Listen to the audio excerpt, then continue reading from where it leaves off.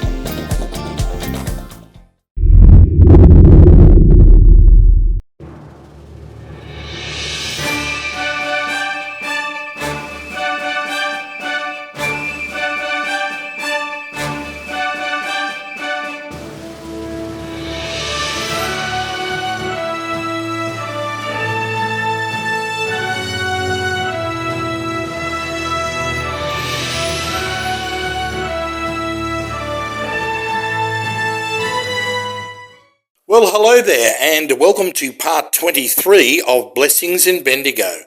1968, the first vine planting in Bendigo since the destruction of local vineyards by phylloxera in the 1880s begun in Kangaroo Flat by S. Anderson and in Mandarang by the Gross family.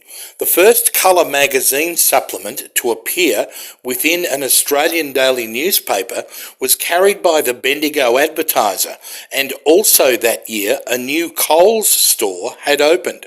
1970, it was announced the Regional Agricultural Centre and Veterinary Diagnostic Laboratory would be built in White Hills.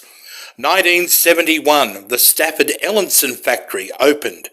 It was to be one of the most advanced complexes of its kind. The Royal Historical Society of Victoria put forward a suggestion that part of the Bendigo tramway and track be retained as a tourist attraction when trams ceased operating passenger services. The new 20-bed Miradong nursing wing for the blind was opened also that year. The Mount Alverina Hospital was opened. It was believed to be the first hospital in the world to have incorporated in its basic planning the air conditioning of its kitchen. And late night shopping was introduced in Bendigo, Friday nights only. 1972, tramways ceased their passenger services in April that year. Then in December, the tourist tramway was opened between the central Deborah gold mine and the Joss House, and the first Dahlia and Arts Festival commenced in Eaglehawk. 1976, the Bendigo High School becomes the first senior high school in Victoria, and also Kaliana Special School was built and opened in Bendigo. Okay, that's all we have time for. We hope you join us next week for more exciting blessings in Bendigo. Bye.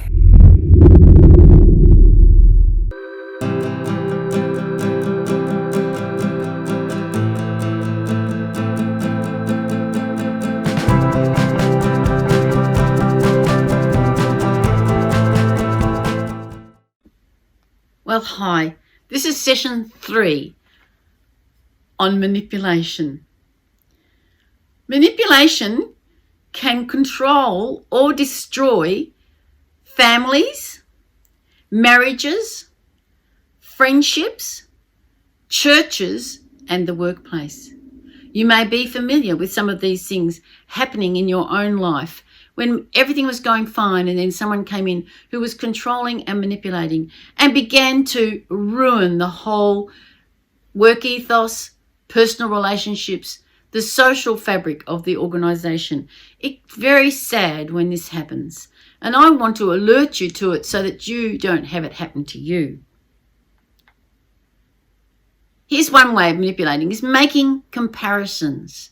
Of course, children are brilliant at that, as I mentioned last time. Oh, everybody else is going to the house party. Why can't I go? She always gets to go. I never do. Even in families, children will say, why do I have to go to bed at 8 o'clock? My sister stays up till 9 o'clock. Why do you love her more than you love me? Creating guilt. It'll be your fault. It'll be your fault if I don't have any friends because you didn't let me do what I wanted to do and you've ruined it for everybody. And my life will never be the same because of you. Coaxing. You know, sometimes some of us want to go sugar-free. And our best friends who love us dearly will come up with a plate of goodies and say, have this one. It's really delicious. And you go, no thanks. And you're trying not to be awkward and trying not to be antisocial and trying not to interrupt things. And it's really lovely. Just have a little bit, just have a taste. But if you're going sugar-free, you can't afford to give yourself a taste because as soon as you have sugar, you light up in your brain and it wants more and it wants more and it wants more. They say it's a stronger addiction than even heroin. So you've got to back off from it. And it's very hard because these people are saying, but I made it specially for you. I mean, how bad does that make you feel? So you have a bit to make everybody happy. Pleading. Oh, come on, please come to the movie. We're all going. You'll miss out. You won't have any fun. Please come. Come on. That's the pleading voice. Whinging and whining. I'm going to be left out again. They won't ask me to go to the movie if I don't go this time. I should be allowed to go. I'm special. Why can't I go? Oh, and they put on this whingy, whiny tone. Man, if you're a parent, you know that whingy, whiny tone. It just grates on you like fingers going down a chalkboard. And you give in because you want to stop this horrible, hideous noise. Of course, you're setting yourself up for it next time. Ignoring objections and others' wishes. I've had people say, oh, you know, we're having a ladies' meeting and would you like to come? And you say, no, I'm busy that day. And you don't really want to come and you're just being polite. And then they say, well, what are you doing that you can't come? And you go, oh, that's my shopping day. Well, why don't you make shopping day another day? And you go, oh, well, I'm busy on that day. Well, why can't you? And they sort of undo all your little threads of resistance that you're really setting up and throwing up because you really don't want to go. and yet they undo every little bit of it so that you're left exposed and you go, oh, well, I suppose I could, I'll come. They've made you come to something that you had decided you were not going to go to. That is classic manipulation. Then we've got keeping our emotional distance. People begin to withdraw from you if you don't fit into their pattern of what you should do. And so they make friends elsewhere. Very sad. Playing on our insecurities. Manipulators know how to play on our rejections. None of us like rejection. Hand up if you like rejection. It hurts. And you'll do anything to get accepted, particularly if you've had a lot of rejection in the past. You want to be accepted. And so if it means all going to a movie that you don't really want to watch, you'll go because you want to be accepted. You want to be part of the group. You don't want to be failure. You don't want to have criticism, and you want to fit in and be accepted. And so you fall over into somebody else's pit that they've dug. And being possessive is another way that people manipulate us. We can be very possessive of our children. Over-possessive, overprotective, and dropping subtle hints like, oh, so my birthday's coming up, maybe we could go out for dinner at this place. And then later on, I'm thinking that would have been a good birthday present. Or, we just drop all these subtle hints. Let me tell you, wise, men don't get hints. Have you figured that out yet? They don't get it. They don't. It's too subtle for them. You get disappointed because you think you've hinted enough to get what you want.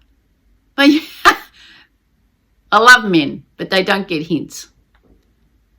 Using superiority. This is a classic one. Displaying your knowledge, your education, your profession, your job title, your car, your clothes, the size of your house, your skills, your ability, your IQ, your life experience. See, sometimes, I've been a school principal, and sometimes, to impress people, I've been tempted to say, well, I have been a school principal, and that kind of like, oh, okay, shuts everybody up. That can be very manipulative because you're lifting up yourself to make yourself look really good in other people's eyes, so they'll take a lot of notice of you and think you're highly intelligent and very clever. It's manipulation. So we can also use superiority by convincing others that we are the only one with enough experience, wisdom, intellect, and insight to give direction or to have the correct answers to life's problems. So, if there's controversy going on, we elevate ourselves so that other people feel lowered, and then we're the ones who come marching in and give all the answers. Acting in such a way that no one would dare question or stand up to your decisions, opinions, or directives. You're untouchable. So people learn to react in certain ways to bring on that manipulation. So they will say, you're questioning me? Do you realise I'm a doctor? You're questioning me? I've run companies. And so it doesn't mean they say they know everything. It doesn't mean to say they're right on everything. But they like to give this kind of answer so that you are belittled and demeaned and you don't have anything to say. That's manipulation. Also using our superiority, our body language, using our age, using our belittling others, using physical contact. Did you know that if you touch someone, they're more likely to do what you want? Pulling rank. Well, I'm the leader here. Eye contact, staring them down. Embarrassing and humiliating people. They'll quickly fit into your agenda if they feel humiliated. The tone of your voice, the volume of your voice, graphic pauses, and name dropping. All those things are ways that we use to manipulate other people.